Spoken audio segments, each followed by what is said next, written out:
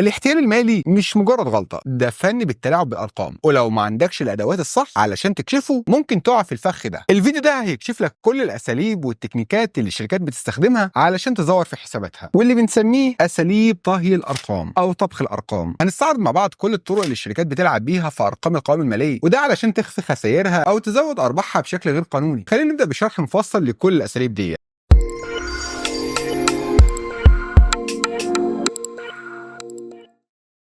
أول حاجة تأجيل الإيرادات. الشركة ممكن تأجل تسجيل إيرادات معينة لفترات جاية، وده علشان تبدو وكأنها بتستعد لمستقبل المالي مشرق. مثلا لو عندهم صفقة قيمتها 200,000 جنيه تمت في السنة الحالية، بدل ما يسجلوها دلوقتي ممكن يأجلوها للسنة الجاية، وده علشان يظهروا إن أرباحهم في السنة الجاية أعلى من المتوقع. تاني حاجة تضخيم الأصول. الشركات بتزود قيمة أصولها زي المباني أو المعدات، وده علشان تبين إن وضعها المالي أقوى من الحقيقة. فمثلا لو عندها معدات قيمتها الفعلية مليون جنيه ممكن تسجلها في القوائم الماليه بمليون ونص، وده هيخلي قيمه الاصول اكبر من الحقيقه ويدي انطباع بان الشركه في وضع مالي قوي. ثالث حاجه تخفيض الخصوم. الشركات ممكن تقلل من قيمه الالتزامات والديون اللي عليها، وده علشان تظهر ان هي في موقف مالي افضل. فلو عندهم قرض مثلا ب 500,000 جنيه ممكن يسجلوا بس 300,000 جنيه في القوائم الماليه، وده علشان يقللوا من المبلغ الكلي للديون. عندك رابع حاجه تاجيل المصروفات. واحده من اشهر الاساليب اللي بتستخدمها الشركات انها تاجل تسجيل مصاريفها، وده بيدي طبعا انطباع ان الارباح عاليه. فلو شركه عندها مصروفات صيانه ب 100,000 جنيه مستحقه في السنه ديت ممكن ياجلوها للسنه الجايه، وده علشان الارباح تظهر اعلى. عندك خامس حاجه التلاعب بالمخزون. على التلاعب بالمخزون، الشركات بتلعب في قيمه المخزون علشان تزود الارباح. مثلا ممكن تسجل مخزون اكبر من الحقيقه، وده علشان تقلل تكلفه البضاعه المباعه الكوجز، وبالتالي طبعا تزود الارباح. عندك سادس حاجه تغيير السياسات المحاسبيه. ممكن الشركه تغير الطريقه اللي بتستخدمها في المحاسبه، زي ان هي تحول من طريقه القسط الثابت لتقليل تكلفه الاصول، او تغير في طريقه حساب الاهلاك الديبريشيشن، وده طبعا بيساعد في تحسين الارباح بشكل مؤقت. عندك سابع حاجه التلاعب في الارباح المستقبليه. الشركات ممكن تسجل ارباح لصفقات مستقبليه لسه ما تمش اكمالها، زي مثلا ان هي تتوقع صفقه كبيره في السنه الجايه فتسجل ايراداتها في السنه الحاليه، وده علشان تزود ارباح السنه دي. طيب ايه دور المحاسبين والمراجعين؟ المحاسب او المراجع المالي دوره مش بس تسجيل الارقام، لكن كمان الكشف عن التلاعب فيها. فاحنا هنا بنركز على اهميه ان المحاسب يراقب الانماط الغريبه في الارقام اللي ممكن تكون مؤشر على وجود تلاعب. ويا خوف لو انت محاسب وبتتلاعب اكون مديك الطرق. بمعنى المحاسب الشاطر مش بيقف عند الارقام اللي قدامه، لكن بيشوف الانماط والاتجاهات اللي بتقول القصه الحقيقيه. فلما تلاقي مثلا الايرادات بتزيد بشكل غير منطقي في ربع واحد بس من السنه، او المصاريف تم تاجيلها بشكل مريب، ده لازم يشد انتباهك. وخلينا دلوقتي نتكلم عن الانماط المشبوهه في التقارير الماليه. في كذا نمط مالي ممكن يعتبر مؤشر على وجود احتيال، وخلينا اقول لك اهمهم. اول حاجه زياده غير مبرره في الايرادات. لو لقيت ان الايرادات زادت بشكل كبير في وقت قصير بدون مبرر واضح، ده ممكن يكون نتيجه تلاعب. زي مثلا شركه كانت ايراداتها في حدود مليون جنيه وفجاه زادت ل 3 مليون جنيه في ربع مالي واحد، هنا لازم تشك وتدقق في تفاصيل الايرادات دي. عندك تاني حاجه تكلفه كوجز منخفضه او تكلفه بضاعه مباعه منخفضه. يعني لو تكلفه البضاعه المباعه الكوجز قلت بشكل غير منطقي مع ثبات الايرادات، ده مؤشر على ان الشركه بتلعب في المخزون او تكلفه الانتاج. فمثلا لو شركه كانت تكلفه انتاجها 500,000 جنيه وفجاه بقت 200,000 جنيه مع نفس مستوى الايرادات، ده بيستدعي التحقيق. ثالث حاجه زياده غير طبيعيه في قيمه المخزون. لو لقيت ان قيمه المخزون زادت بشكل كبير بدون تغيير حقيقي في النشاط التجاري للشركه، ده مؤشر واضح على ان الشركه بتضخم قيمه مخزونها. فمثلا لو المخزون كان ب 300,000 جنيه وفجاه بقى ب 800,000 جنيه، وده طبعا بدون زياده في المبيعات، ده طبعا بيستدعي المراجعه. رابع حاجه تاجيل المصروفات المتكرره. لو شركه بتاجل تسجيل مصروفاتها بشكل متكرر سنه ورا سنه، ده دليل على ان هي بتحاول تخفي الخسائر وتزود الارباح. مثلا شركه بتاجل تسجيل مصاريفها ب 100,000 جنيه لمده 3 سنين متتاليه، هنا لازم تشك في مصداقيه الارقام دي. خامس حاجه الاعتماد الزايد على الايرادات المستقبليه. يعني لما تلاقي ان الشركه بتسجل ايراداتها من صفقات ما بيتمش اكتمالها، ده مؤشر على وجود تلاعب. مثلا تسجيل ايرادات من مشروع لسه قيد التنفيذ، ده مش منطقي وبيعتبر تلاعب واضح. وخلينا اقول لك عن امثله حقيقيه شركات تم اكتشاف تلاعبها المالي وازاي تم التعامل معاها. شركه زي انرون، شركه الطاقه الامريكيه المشهوره اللي انهارت بسبب التلاعب المالي الكبير في حساباتها. انرون استخدمت كل الاساليب اللي اتكلمنا عنها زي تضخيم الايرادات وتاجيل النفقات، وعملت شركات فرعيه علشان تنقل الديون ليها وتخفيها. شركه زي زي وورلد كام كانت شركه اتصالات كبيره، والتلاعب فيها تم من خلال تضخيم الايرادات عن طريق تسجيل نفقات راسماليه كمصاريف تشغيليه، وده طبعا خلى ارباحهم تبدو اكبر بكتير من الحقيقه. وتم اكتشاف ان هم زودوا الارباح بحوالي 11 مليار دولار باستخدام الاساليب اللي اتكلمنا عنها. الخلاصه، المحاسب اللي بيدقق في القوائم الماليه لازم يكون عنده القدره على ملاحظه الانماط المشبوهه دي، وده علشان يقدر يكتشف اي تلاعب. ولو ركزت على الاساليب اللي اتكلمنا عنها هتقدر بسهوله تكتشف اي تلاعب في الارقام. كالعاده ما تنساش لو الفيديو عجبك اعمل لايك، ده بيشجعنا نكمل، واشترك في القناه وفعل جرس التنبيهات علشان يوصلك اشعار للفيديو اللي جاي. سلام.